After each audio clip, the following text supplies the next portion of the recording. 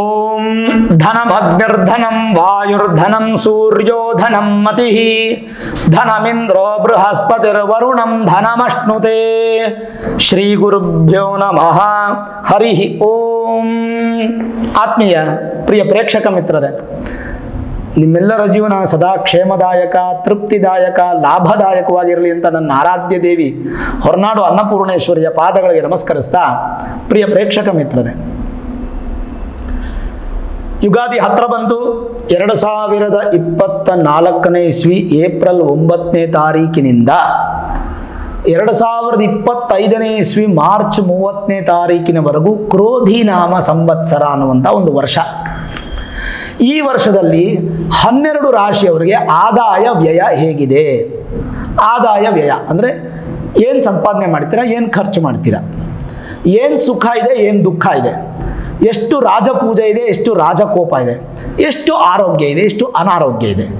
ಇದನ್ನು ಪ್ರತಿ ವರ್ಷದಲ್ಲೂ ಕೂಡ ಒಂಟಿ ಕೊಂಪಲ್ ಪಂಚಾಂಗದಲ್ಲಿ ನಮಗೆ ಕ್ಲಿಯರಾಗಿ ಕೊಡ್ತಾರೆ. ಪಂಚಾಂಗ ಶ್ರವಣದಲ್ಲಿ ಎಲ್ಲರೂ ಹೇಳ್ತಾರೆ, ಸ್ವಲ್ಪ ನೀವು ತಿಳ್ಕೊಂಬಿಡ್ಲಿ, ಸ್ವಲ್ಪ ಮೈಂಡ್ಸೆಟ್ ಆಗಿ ಸ್ವಲ್ಪ ಆ ಫಲಗಳ ಬಗ್ಗೆ ತಿಳ್ಕೊಳ್ಳಿ ಅನ್ನೋ ಉದ್ದೇಶಕ್ಕೆ ನಾನು ಇದನ್ನು ತಿಳಿಸ್ತಾ ಇದ್ದೀನಿ. ಪಕ್ಕದಲ್ಲೇ ನಿಮಗೆ ಕಾಣ್ತಾ ಇರುತ್ತೆ, ನಾನು ವಿಡಿಯೋ ಹೇಳ್ತಾ ಇದ್ದರೆ ಪಕ್ಕದಲ್ಲಿ ನಿಮ್ಗೆ ಕಾಣುತ್ತೆ. ಬೇಕಾದ್ರೆ ಅದನ್ನ ಸ್ಕ್ರೀನ್ಶಾಟ್ ಮಾಡ್ಕೊಂಡು ಝೂಮ್ ಮಾಡಿಕೊಂಡು ಫೋಟೋ ಇಟ್ಕೊಂಡು ಅದಾದಮೇಲೆ ಬೇಕಾದ್ರೆ ನೀವು ಇದನ್ನು ಕೇಳಿಸ್ಕೊಳ್ಳಿ ಕ್ಲೀನಾಗಿ.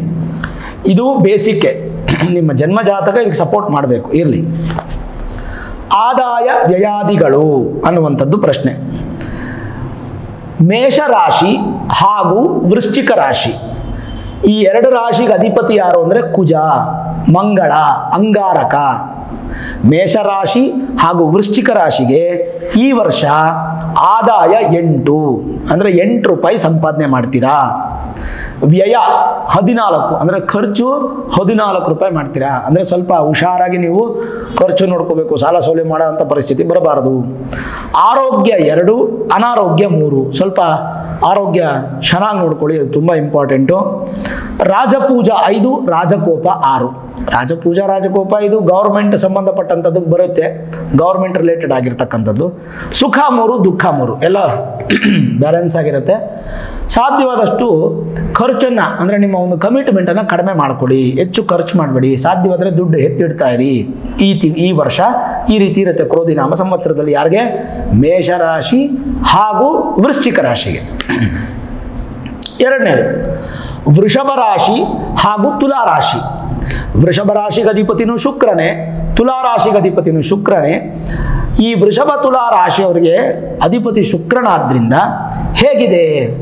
ಆದಾಯ 2 ರೂಪಾಯಿ ಸಂಪಾದನೆ ಮಾಡ್ತೀರಾ. ವ್ಯಯ 8 ರೂಪಾಯಿ ಖರ್ಚಾಗತ್ತೆ. ಹಾಗಾಗಿ ನೀವು ಕೂಡ ಏನು ಮಾಡಬೇಕು?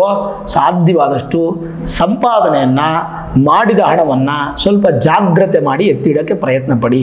ಸುಮ್ಮನೆ ವೇಸ್ಟ್ ಖರ್ಚು ಮಾಡಬೇಡಿ. ಕೈ ನಿಮಗೆ ತೂತ್ ಕೈ ಅಂತೀವಲ್ಲ, ಆ ಥರ ಆಗುತ್ತೆ ಈ ವರ್ಷ. ಆದಷ್ಟು ದುಡ್ಡನ್ನು ಎತ್ತಿಡಿ, ಉಪಯೋಗಕ್ಕೆ ಬರುತ್ತೆ. ಸಾಲ ಮಾಡ್ಕೊಳ್ಳೋಕೆ ಹೋಗ್ಬೇಡಿ. ಆರೋಗ್ಯ ತುಂಬ ಚೆನ್ನಾಗಿರುತ್ತೆ 6, ಅನಾರೋಗ್ಯ 4. ಹಾಗಾಗಿ ಆರೋಗ್ಯದ ಬಗ್ಗೆ ಚಿಂತೆ ಮಾಡೋ ಅವಶ್ಯಕತೆ ಇಲ್ಲ. ಇನ್ನು ರಾಜಪೂಜಾ 5, ರಾಜಕೋಪ 2. ಅದು ಕೂಡ ಏನು ಸಮಸ್ಯೆ ಇಲ್ಲ. ನೀವೇನೋ ಗೌರ್ಮೆಂಟ್ ಉದ್ಯೋಗ ಮಾಡ್ತಾ ಇದ್ರೆ, ಬಿಸ್ನೆಸ್ ಮಾಡ್ತಾ ಇದ್ರೆ, ಈ ಥರದೆಲ್ಲ ತುಂಬ ಚೆನ್ನಾಗಿರುತ್ತೆ, ಅದರಿಂದ ಸಮಸ್ಯೆ ಇಲ್ಲ. ಸುಖ 6, ದುಃಖ 3. ಸುಖ ತುಂಬ ಚೆನ್ನಾಗಿರುತ್ತೆ, ದುಃಖ ಕಡಿಮೆನೇ, ಏನು ಭಯ ಪಡೋಂಗಿಲ್ಲ. ಆದರೆ ಕೇವಲ ದುಡ್ಡು ಮಾತ್ರ ಹೆಚ್ಚು ಖರ್ಚನ್ನು ಜಾಸ್ತಿ ಮಾಡೋಕ್ಕೆ ಹೋಗ್ಬೇಡಿ, ಆದಷ್ಟು ಎತ್ತಿಡ್ಲಿಕ್ಕೆ ಪ್ರಯತ್ನ ಪಡಿ. ಇನ್ನು ಮೂರನೇದು ಮಿಥುನ ರಾಶಿ ಹಾಗೂ ಕನ್ಯಾ ರಾಶಿ. ಮಿಥುನ ರಾಶಿಗೆ ಅಧಿಪತಿನೂ ಬುಧನೇ, ಕನ್ಯಾ ರಾಶಿಗೆ ಅಧಿಪತಿನೂ ಬುಧನೇ. ಈ ಮಿಥುನ ಕನ್ಯಾ ರಾಶಿಯವರಿಗೆ ಈ ವರ್ಷ ಆದಾಯ 5, ವ್ಯಯ 5 ರೂಪಾಯಿ ಸಂಪಾದನೆ ಮಾಡಿದ್ರೆ 5 ರೂಪಾಯಿ ಖರ್ಚು ಮಾಡ್ತೀರಾ. ಉಳಿಸಲ್ಲ, ಸಾಲ ಮಾಡಲ್ಲ, ಏನು ಮಾಡಲ್ಲ, ಬಂದಿದ್ದು ಖರ್ಚು ಆಗ್ತಾ ಇರುತ್ತೆ. ಆರೋಗ್ಯನೂ 1, ಅನಾರೋಗ್ಯ 1, ಅದು ಕೂಡ ಸರಿಯಾಗಿದೆ. ರಾಜಪೂಜಾ 4, ರಾಜಕೋಪ 2 ಒಳ್ಳೇದಿದೆ. ಸುಖ 6, ದುಃಖ 3. ಒಂದು ಹಂತಕ್ಕೆ ಕೇಳಬೇಕಾದ್ರೆ ಮಿಥುನ ರಾಶಿ ಹಾಗೂ ಕನ್ಯಾ ರಾಶಿಯವರು ಅದೃಷ್ಟವಂತರು. ಎಷ್ಟು ಸಂಪಾದನೆ ಮಾಡ್ತೀರೋ ಅಷ್ಟು ಖರ್ಚು ಮಾಡ್ತೀರಾ. ಸ್ವಲ್ಪ ಕಮಿಟ್ಮೆಂಟ್ ಕಡಿಮೆ ಮಾಡ್ಕೊಂಡು ದುಡ್ಡು ಎತ್ತಿಡೋಕ್ಕೆ ಪ್ರಯತ್ನ ಪಡಿ, ಖಂಡಿತ ನಿಮಗೆ ಒಳ್ಳೆಯದಾಗುತ್ತೆ. ಇನ್ನು ಕರ್ಕಾಟಕ ರಾಶಿ. ಕರ್ಕಾಟಕ ರಾಶಿಗೆ ಅಧಿಪತಿ ಯಾರು? ಚಂದ್ರ.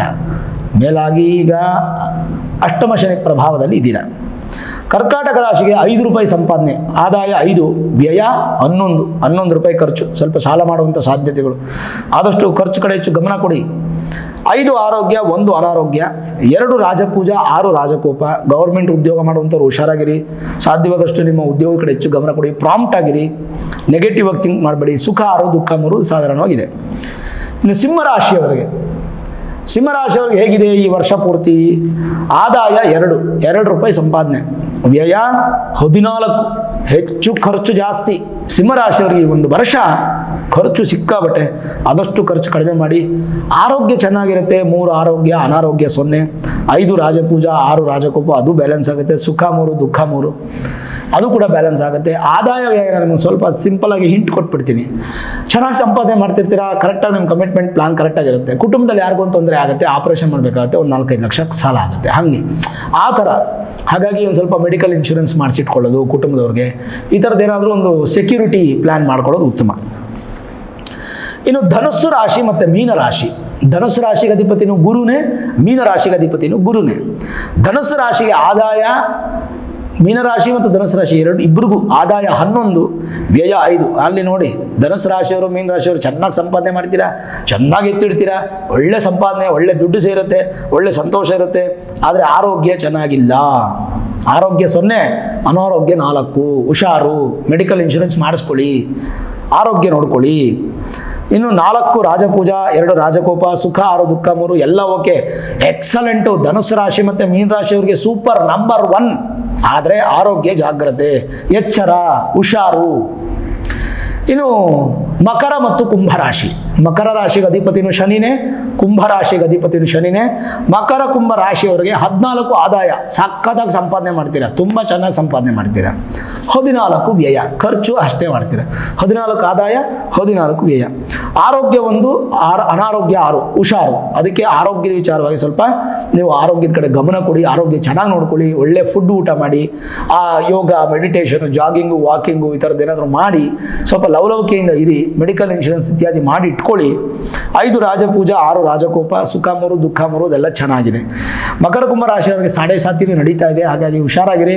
ಏನು ಚೆನ್ನಾಗಿ ದುಡ್ಡು ಮಾಡ್ತೀರಾ, ಚೆನ್ನಾಗಿ ದುಡ್ಡನ್ನು ಕಳೀತೀರಾ, ಸಂಪಾದನೆ ಮಾಡಿದಷ್ಟು ಕಳಿದಾಗ್ತೀರಾ. 1 ಲಕ್ಷ ರೂಪಾಯಿ ಸಂಪಾದನೆ ಮಾಡಿದ್ರೆ 1 ಲಕ್ಷ ರೂಪಾಯಿನೂ ಖರ್ಚು ಮಾಡಿಬಿಡ್ತೀರಾ. ಹಾಗೆ ಅದರ ನಿಮಗೆ ಆದಾಯ ವ್ಯಯ. ಇದು ಪಂಚಾಂಗದಲ್ಲಿ ಕ್ರೋಧಿನಾಮ ಸಂವತ್ಸರಕ್ಕೆ ಗ್ರಹಸ್ಥಿತಿಗಳ ಅನುಸಾರವಾಗಿ ರಾಶಿಗಳಿಗೆ ಬರುವಂಥ ಆದಾಯ ವ್ಯಯ, ಆರೋಗ್ಯ, ಅನಾರೋಗ್ಯ, ರಾಜಪೂಜಾ, ರಾಜಕೋಪ, ಸುಖ ಮತ್ತು ದುಃಖ, ಇದರ ವಿಚಾರ ಅಂತ ತಿಳಿಸಿದೆ ನಾನು. ಮೇಲೂ ಇನ್ಡೆಪ್ತ್ ಆಗಿ ತಿಳ್ಕೋಬೇಕಾದ್ರೆ ನೀವು ನಿಮ್ಮ ಮೂಲ ಜಾತಕವನ್ನು ನೋಡ್ಕೊಳ್ಬೇಕು, ಅದು ತುಂಬ ಇಂಪಾರ್ಟೆಂಟ್ ಬಿಡಿ. ಬಟ್ ಮೇಲ್ನೋಟಕ್ಕೆ ತುಂಬ ಚೆನ್ನಾಗಿದೆ, ಏನು ಚಿಂತೆ ಮಾಡಬೇಡಿ. ಸಾಧ್ಯವಾದಷ್ಟು ದುಡ್ಡನ್ನು ಅಕ್ಯುಮುಲೇಟ್ ಮಾಡಿಟ್ಕೊಳ್ಳಿ, ಯಾರನ್ನೂ ನಂಬೇಡಿ, ಯಾರಿಗೂ ದುಡ್ಡು ಕೊಡಬೇಡಿ, ಸಂಪಾದನೆ ಮಾಡಿ, ಎತ್ತಿಡಿ, ನಿಮ್ಮ ಕುಟುಂಬಕ್ಕೆ ನಿಮಗೋಸ್ಕರ ಇಡಿ, ನೀವು ಎಂಜಾಯ್ ಮಾಡಿ. 100 ರೂಪಾಯಿ ಸಂಪಾದನೆ ಮಾಡಿ, 20 ರೂಪಾಯಿ ಮನೆ ಖರ್ಚು ಮಾಡಿ, 20 ರೂಪಾಯಿ ಮಕ್ಕಳು ವರ್ಷಕ್ಕೆ ಸ್ಕೂಲ್ಗೆ ಅದಕ್ಕೆಲ್ಲ ಎತ್ತಿಡಿ, ಇನ್ನೊಂದು 10 ರೂಪಾಯಿ ಇನ್ಶೂರೆನ್ಸು, ಇನ್ನೊಂದು ಮತ್ತೊಂದು ಉಪಯೋಗಿಸ್ಕೊಳ್ಳಿ. ಇನ್ನು 50 ರೂಪಾಯಲ್ಲಿ 25 ರೂಪಾಯಿ ಎತ್ತಿಡಿ, 25 ರೂಪಾಯಿ ನೀವು ಎಂಜಾಯ್ ಮಾಡಿ. ಒಳ್ಳೆ ಶೂಸು, ಒಳ್ಳೆ ಬಟ್ಟೆ, ಒಳ್ಳೆ ಊಟ ಮಾಡಿ, ಒಳ್ಳೆ ಕಡೆ ಓಡಾಡಿ, ಟೂರ್ಗೆ ಹೋಗಿ ಬನ್ನಿ, ದೇವಸ್ಥಾನಗಳಿಗೆ ಹೋಗಿ ಬನ್ನಿ, ಅನಾಥಾಶ್ರಮಕ್ಕೆ ಸೇವೆ ಮಾಡಿ, ವೆಹಿಕಲ್ ತಗೊಳ್ಳಿ, ವಾಹನದಲ್ಲಿ ಲಕ್ಸುರಿ ಆಗಿರಿ. 25% ನೀವು ಎಂಜಾಯ್ ಮಾಡಿ, 25% ಎತ್ತಿಡಿ, ಇನ್ನು 50% ಖರ್ಚು, ಇನ್ನೊಂದು ಮತ್ತೊಂದು ಮಾಡಿ. ಸಾಲ ಮಾಡೋಕ್ಕೆ ಹೋಗ್ಬೇಡಿ, ಆದಷ್ಟು ಜಾಗರೂಕತರಾಗಿರಿ, ಖಂಡಿತ ನಿಮಗೆ ಒಳ್ಳೆಯದಾಗುತ್ತೆ. ನೀವು ಒಬ್ಬರೇ ನೋಡಿಬಿಟ್ರೆ ಸಾಕ ಆದಾಯ ವ್ಯಯದ ಬಗ್ಗೆ, ಎಲ್ಲರೂ ನೋಡಬೇಕಲ್ಲ. ಹಾಗಾಗಿ ವಿಡಿಯೋ ನೋಡಿದ ಕೂಡಲೇ ನಿಮ್ಮ ಸ್ನೇಹಿತರಿಗೆ, ಸಂಬಂಧಿಕರಿಗೆ, ಯಾರ್ಯಾರಿಗೆ ಇದು ಉಪಯೋಗ ಆಗಬೇಕು ಅನ್ಸುತ್ತೋ ಎಲ್ಲರಿಗೂ ಶೇರ್ ಮಾಡಿ. ಸ್ವಲ್ಪ ಎಚ್ಚರ ವಹಿಸ್ಕೊಳ್ಳೋದು. ಕಲ್ಲಿದೆ ಮುಂದ್ಗಡೆ ಎಡುತ್ತೀಯ ಹುಷಾರು ಅಂತ ಯಾರು ಹೇಳಿದ್ರೆ, ಓ ಕಲ್ಲಿದೆಯಾ ಅಂತ ಪಕ್ಕದಲ್ಲಿ ಹೋಗ್ತಾರೆ. ಯಾರು ಹೇಳಿಲ್ಲ ಅಂತಂದರೆ, ಇವನು ನೋಡಲಿಲ್ಲ ಅಂತಂದರೆ ಕಲ್ಲು ಮೇಲೆ ಕಾಲಿಡೋದು, ಆ ಕಲ್ಲನ್ನು ಎಡುವುದು, ಬೀಳೋದು, ಏಟ್ ಮಾಡ್ಕೊಳ್ಳೋದು ಆಗುತ್ತೆ.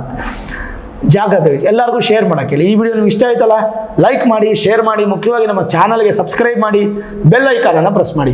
ಪ್ರತಿನಿತ್ಯ ನಾನು ಪೂಜೆ ಮಾಡುವಂತಹ ನನ್ನ ಆರಾಧ್ಯ ದೇವಿ ಹೊರನಾಡು ಅನ್ನಪೂರ್ಣೇಶ್ವರಿಯ ಆಶೀರ್ವಾದ, ಅನುಗ್ರಹ ಸದಾಕಾಲ ಮತ್ತೊಮ್ಮೆ ನಿಮ್ಗೆ ಸಿಗಲಿ ಅಂತ ಪ್ರಾರ್ಥನೆ ಮಾಡ್ತಾ, ಸರ್ವೇ ಜನಾಃ ಸುಖಿನೋ ಭವಂತು, ಸಮಸ್ತ ಸನ್ಮಂಗಳ ನಿಭವಂತು.